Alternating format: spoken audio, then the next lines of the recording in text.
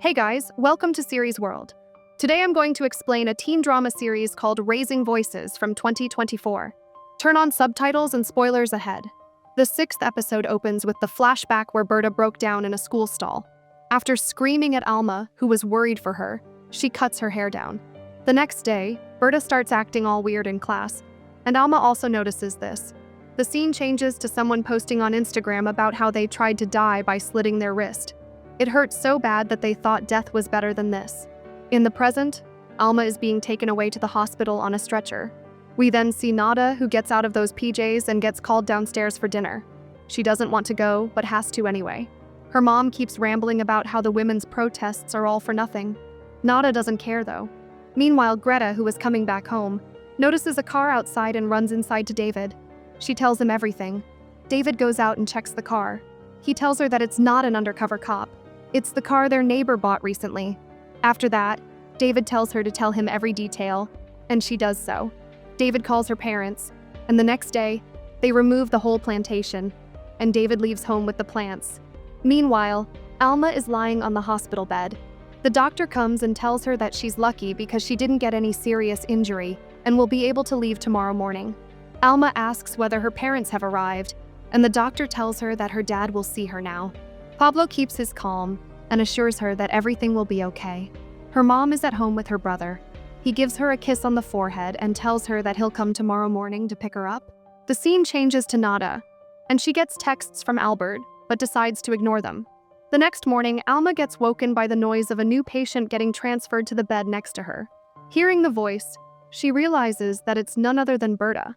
Berta is also kind of surprised to see her there. Alma tells her that it was a road accident. Berta starts telling her that she tried to take her own life by taking loads of pills, but her mom arrived earlier and she couldn't take all the pills. Alma asks her why she did this, and Berta tells her about her mental struggles, the panic attacks, and all the physical problems she faces because of this. It all started when that man started assaulting her. Alma asks her what man, and she tells her that the man is none other than their history teacher, Juan. When Berta was going through a rough time at home because of her parents' divorce, he comforted her. He told her that he also went through the same situation as her. She latched onto him as her only comfort place, but one afternoon he took her to his office and made her touch him. She pretended that nothing happened, hoping that this was the last time, but it wasn't. Things escalated, and it kept happening day after day. Alma's tears are running down her face non-stop as she listens to Berta. She gets up and sits beside Berta and asks why she didn't tell anyone about this. Berta was afraid that nobody would believe her. Worse, they'd think she asked for it. That night, Alma has a nightmare that Berta is blaming her for ignoring what happened to Berta, even though she was right there the whole time. Alma jumps awake and notices that Berta has been moved to the ward. The scene cuts to Albert and his friend. They are worried whether Nata told anyone about what they did.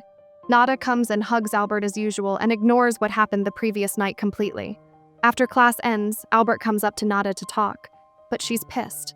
She asks him how he could just watch while his friends tried to do something so horrible to her. Albert tries to excuse himself by saying that he thought she wanted to get with a lot of men. Nata is very upset because Albert should know the difference between fantasy and real life. She then breaks up with him and tells him to stay away if he wants to go to Canada, because otherwise, she'll tell her mom what they did. After coming back home, Nata tries to grab some food from the kitchen, but her mom comes up from behind, and she gets taken aback. Her mom shows her the PJs she brought from the abandoned house and asks whether she's the girl that the neighbors saw that night running from the abandoned house with a group of boys. The scene changes to Greta, and she sees that she got a lot of texts about Mir, and she seems worried about her. Greta tells her that her phone broke down so she couldn't reach her. The scene changes to Alma, and she has been released from the hospital. Pablo was there to take her home. He gives her a tight hug, and Alma starts crying in his arms. While Alma is resting at home, Vero comes with a hot bowl of soup for her. She sits down beside Alma and asks her how she's doing. Alma starts telling her about seeing Berta in the hospital. She tried to take her life, and Alma feels guilty that maybe she didn't treat her right sometimes. Vero hugs her to comfort her, and Alma starts sobbing. Vero notices the wound and tells her that she has to get a new haircut. The next day, Vero trims down the hair on the wounded side completely, giving Alma an edgy look. Greta quite likes the new look on Alma though. They lay down on the bed, and Alma asks what's the situation in her house. Her parents didn't kill. That's more than enough for her. Greta asks her about Nata. Nata is grounded. The scene changes to Nata's parents asking her why she did what she did. Her mom asks whether she's a drug addict or not because they found smoked joints in the ashtray. Nata denies it, but still, she gets grounded without any allowance. The scene changes to Nata telling all of this to Alma and Greta at school while they're smoking. Alma tells her that she should file a complaint against Albert's friends, but Nata is confused because they didn't do anything. Alma reminds her that they would have if the police hadn't come. But Nata can't do anything because she doesn't have solid proof against them. Plus, she's afraid of what people will think of her. Alma understands. She and Greta sit beside Nata and hug her to comfort her. The scene changes to Alma texting David in her house. He asks about the date they planned. Instead of going to a party, they can smoke and walk around the neighborhood. David comes with his bike to pick her up. They go to a quiet place and talk a lot about everything. Alma is worried about their family situation. Greta is really stressed. David assures her that everything will be fine. He then asks her about the wound. It's nothing serious, but it seems like after the accident, Alma has become more sensitive. She removes her hood and David sees the wound. He tells her that she looks gorgeous, and they finally kiss. Meanwhile, Greta is getting ready to meet with Mare. She takes some weed from David, saying that this will be the last time she sells weed, and she will tell Mare that she has stopped selling weed. Mare and Greta are now seen chatting and smoking in front of her fireplace. Slowly, Greta gets closer to Mare and they start kissing, but Mare pushes her away. Greta gets sad, but Mare explains that she had cancer, breast cancer, so they had to perform a mastectomy. Because of this, she hasn't shown her body up until now. It has been hard for her to date anyone, but that day when she saw Greta at the store, she knew she had to meet her. She waited for her there, and the rest is history. Greta comes clean that she thought Mare was investigating her. Mare is confused. She is not a narcotics officer. She asks Greta, even though she knew that Mare was a police officer, why did she come here again? Before Greta can say something, Mare asks whether she came here to threaten her. Greta agrees that's what she's here for. They then decide to end their little relationship right then and there. The scene cuts to Alma going to school the next morning. Hernan is the first to come up to her. He tells her how she has become a celebrity, and he was right. The students form a crowd around her, offering her all sorts of academic help. Alma is grateful. Her history teacher, Juan, and another teacher also arrive there to check up on her. Alma is pissed to see him, but ignores him and leaves. The scene changes to Greta, and she's applying nail polish. The scene cuts to Berta, and she has come back home.